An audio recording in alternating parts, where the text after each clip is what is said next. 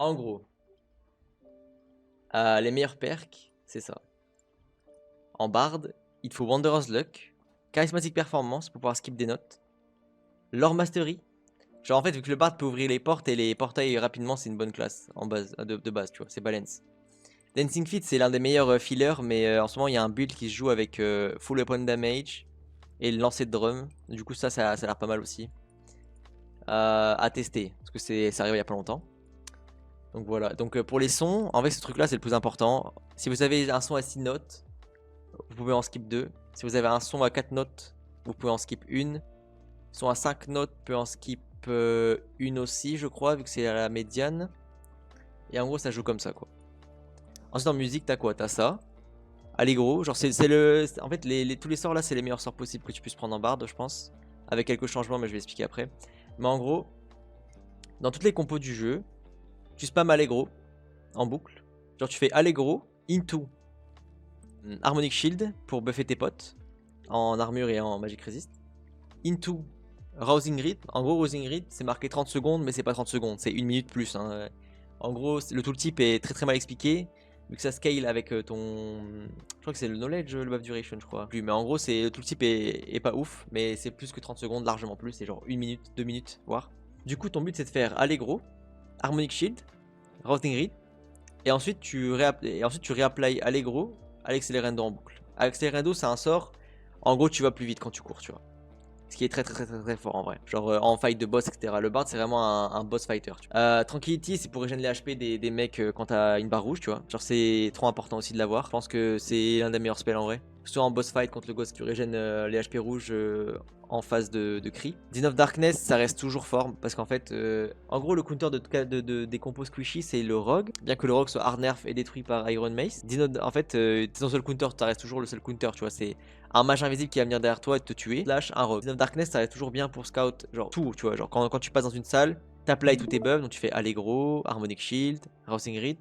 T'avances, et pendant que t'avances, Din of Darkness. Song of Silence, tu l'utilises quasiment jamais, mais il y a des situations spécifiques où vous avez tué le carry en face, il reste le cleric et le fighter, le cleric est misposition, et tu peux lui mettre Song of Silence, il va être silence pendant...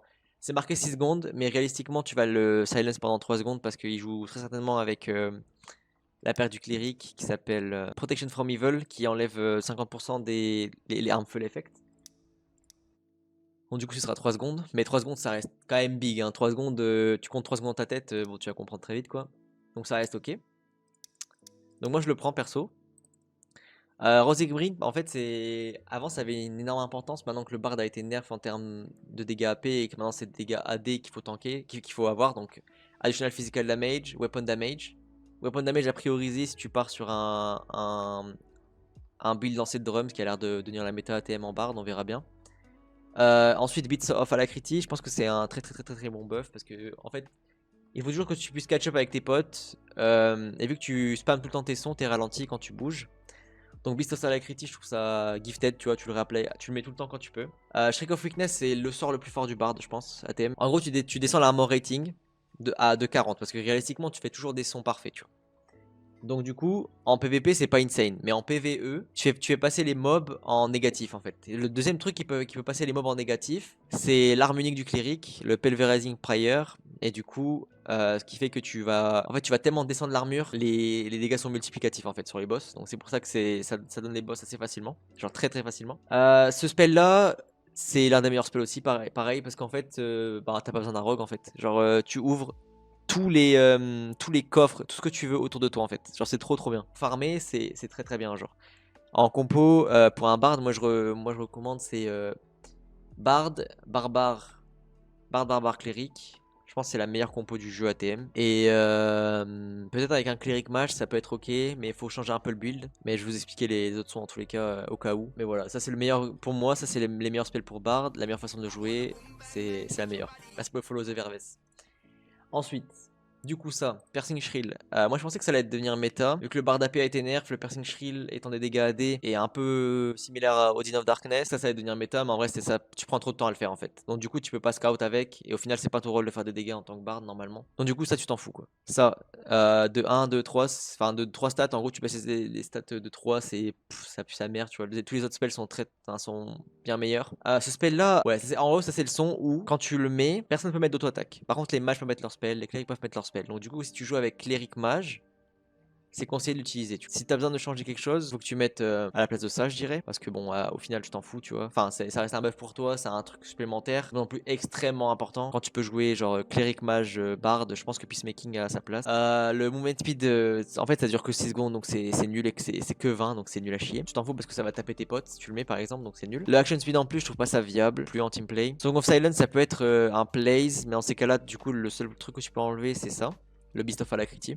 Ça peut être pas mal en vrai, mais c'est Playmaker, et même si Playmaker c'est assez dur à jouer dans une compo en vrai, donc c'est vraiment worth. Call of Clarity, c'est ce que tu remplaces quand tu joues dans une compo cléric mage, parce qu'il faut que tu leur donnes des spells en plus, c'est assez intéressant à voir. Ensuite, Ballad of Courage, je considère comme étant un truc bien avant.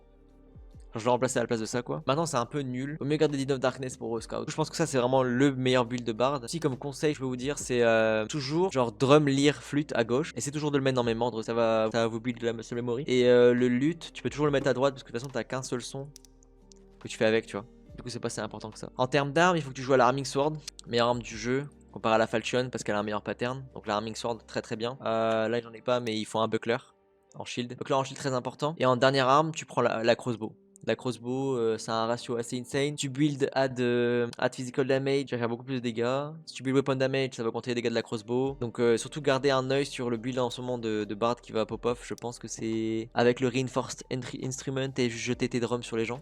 Voilà. Ça va être le gameplay Bard ATM. Genre tu mets tes buffs, tu go in, tu jettes ton drum. Et enfin ton drum, tu t'en prends plusieurs et tu les jettes. Tu fais quel stat sur les vêtements du Bard. Weapon damage en vrai. Weapon damage, additional physical damage, je pense. Et toujours un peu de knowledge. Bon, le knowledge, c'est OK tier.